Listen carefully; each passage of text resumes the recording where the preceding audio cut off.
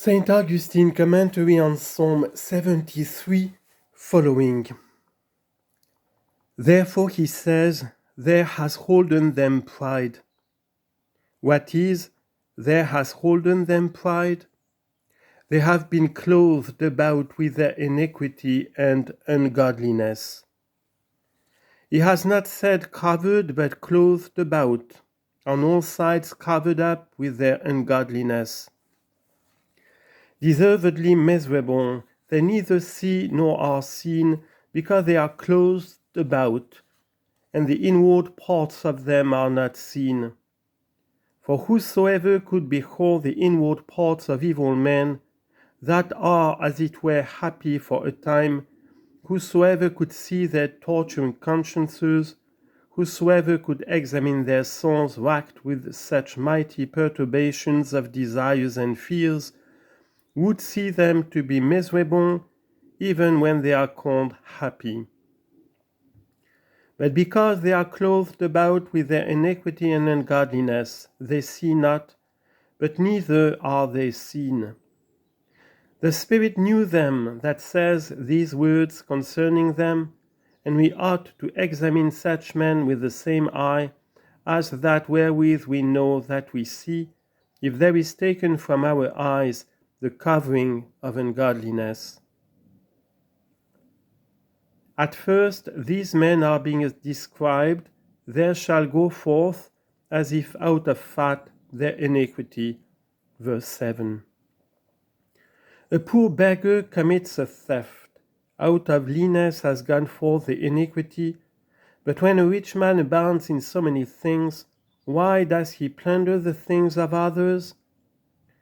Of the former the iniquity out of leanness, of the other out of fatness has gone forth. Therefore, to the lean man when you say, why have you done this? Humbly afflicted and abject, he replies, need has compelled me. Why have you not feared God? Want was urgent. Say to a rich man, why doest thou these things and fearest not God?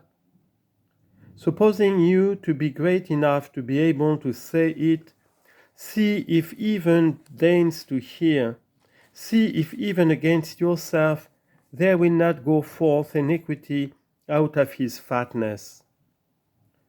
For now they declare war with their teachers and reprovers, and become enemies of them that speak the truth, having been long accustomed to be coaxed with the words of flatterers, being of tender ear, of unsound heart. Who would say to a rich man, you have ill done in robbing other men's goods? Or perchance, if any man shall have dared to speak, then he is such a man as he could not withstand, what does he reply? All that he says is in contempt of God. Why? Because he is proud. Why? Because he is fat. Why? Because he is devoted for a victim. They have passed over unto purpose of heart. Here within they have passed over. What is they have passed over? They have crossed over the way. What is they have passed over? They have exceeded the bounds of mankind. Men like the rest, they think not themselves.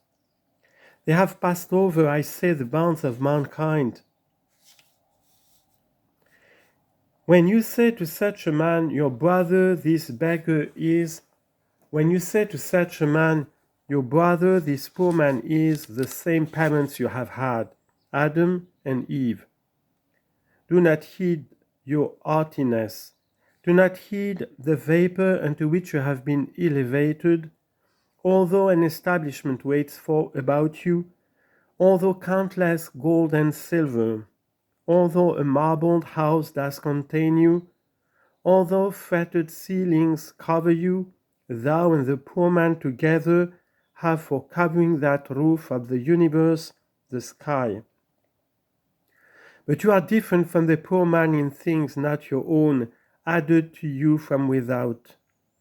Yourself see in them, not them in you.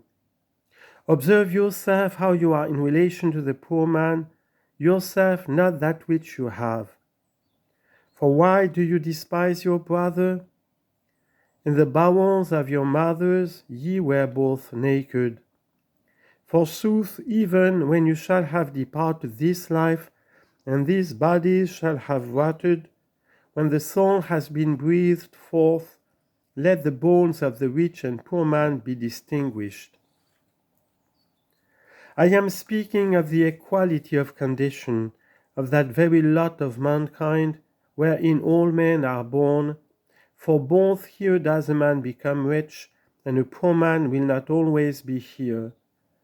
And as a rich man does not come rich, so neither does he depart rich. The very same is the entrance of both, and like is the departure. I add that perchance ye will change conditions. Now everywhere the gospel is being preached, observe a certain poor man full of sores, who was lying before the gate of a rich man, Luke 16:19, and was desiring to be filled with crumbs, which used to fall from the table of the rich man. Observe also that likeness of yours, who was clothed with purple and fine linen, and fared sumptuously every day. I chanced, I say, for that poor man to die, and to be borne by the angels into the bosom of Abraham. But the other died and was buried. For the other's burial perchance no one cared. Brethren, how great was the toil of the poor man! Of how long duration were the luxuries of the rich man! But the condition which they have received in exchange is everlasting. Deservedly too late he will say, "Send Lazarus," Luke 16:27. "Let him tell even my brethren," since to himself there is not granted the fruit of repentance. For it is not that repentance is not given, but everlasting will be the repentance, and no salvation after repentance. Therefore these men have passed over unto purpose of heart. They have thought and have spoken spitefulness, verse 8. But men do speak spitefulness even with fear. But these men how? Iniquity on high they have spoken. Not only they have spoken iniquity, but even openly in the hearing of all, proudly, I will do it, I will show you, you shall know with whom you have to do. I will not let you live. Thou might have but thought such things, not have given utterance to them. Within the chambers of thought at least the evil desire might have been confined, he might have at least restrained it within his thought. Why? Is he perchance lean? There shall go forth as if out of fatness the iniquity of them, iniquity on high they have spoken. They have set against heaven their mouth, and their tongue has passed over above the earth. Verse 9.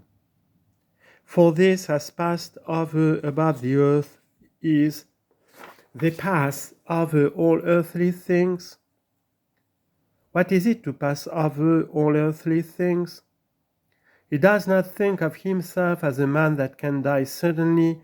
When he is speaking, he does menace as if he were always to live.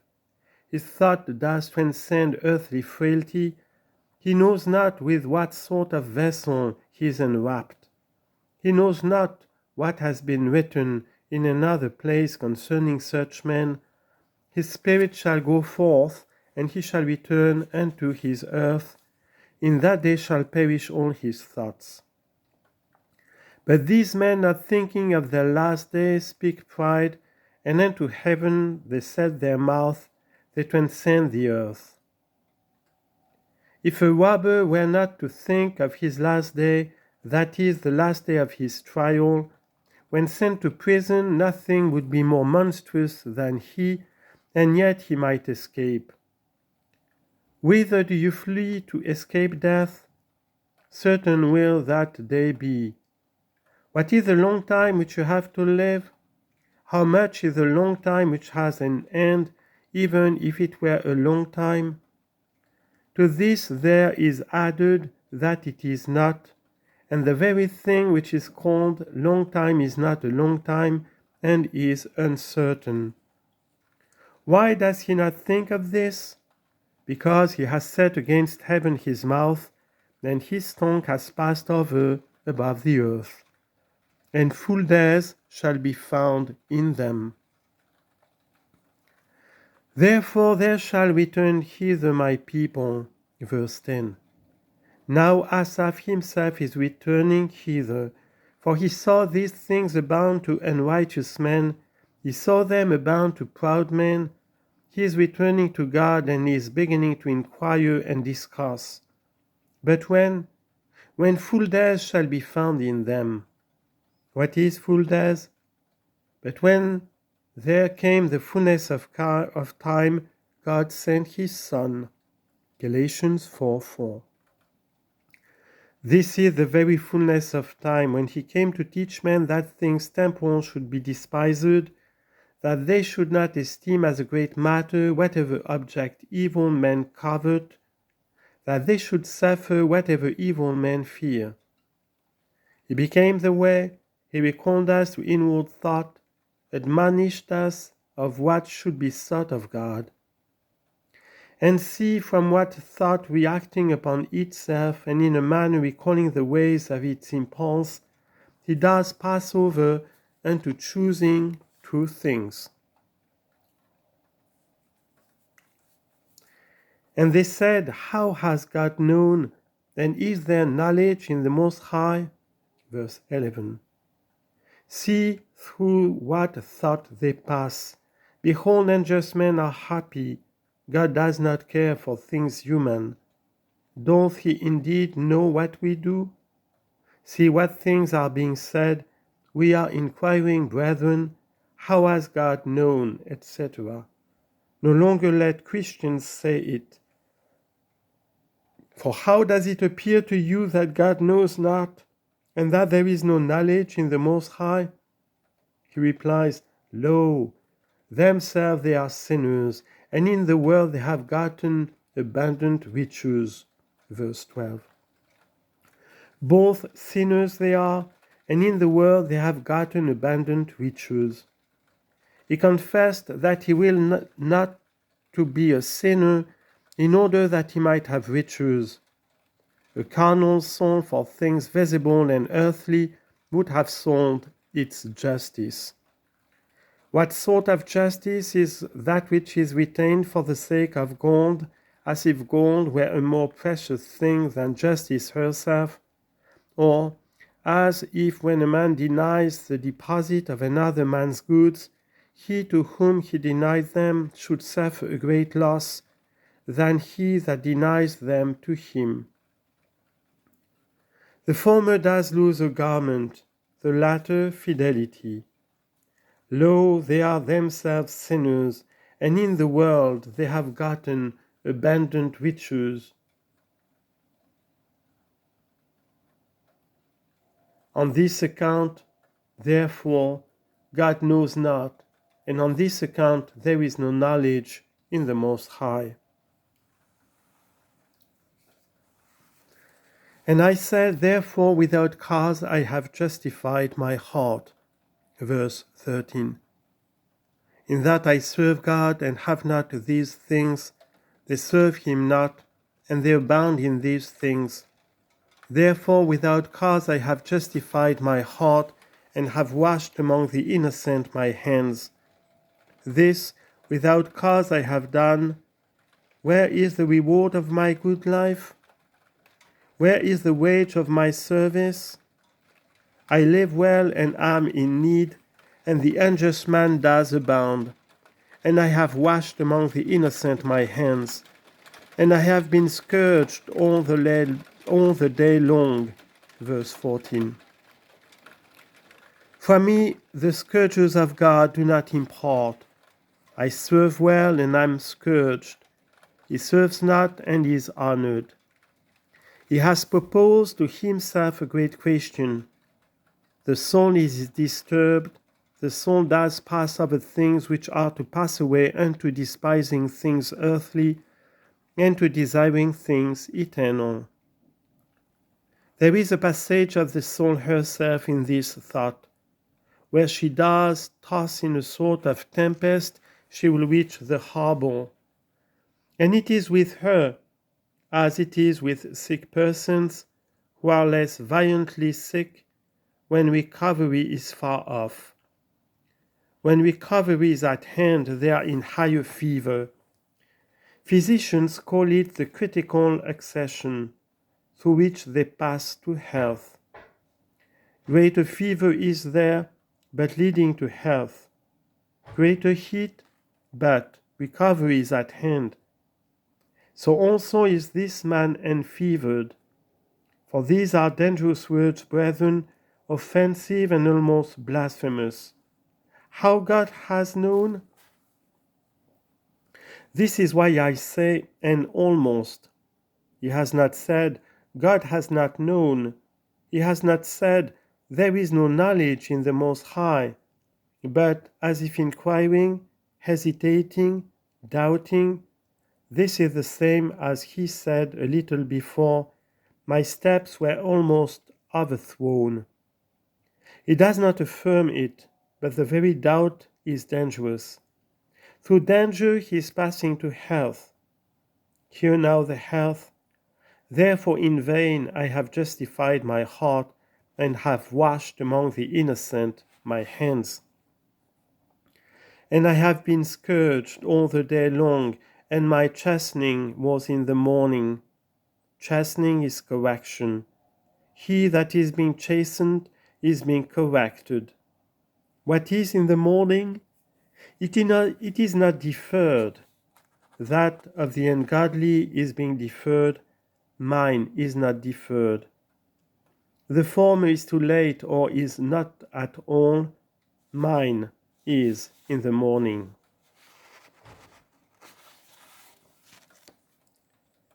If I said, I shall declare thus, behold, the generation of your sons I have reprobated. Verse 15. That is, I will teach thus. How will you teach? That there is no knowledge in the Most High, that God does not know? Will you propound this opinion, that without cause men live justly who do live justly, that a just man has lost his service, because God does more show favor to evil men, or else he does care for no one? Will you tell this, declare this?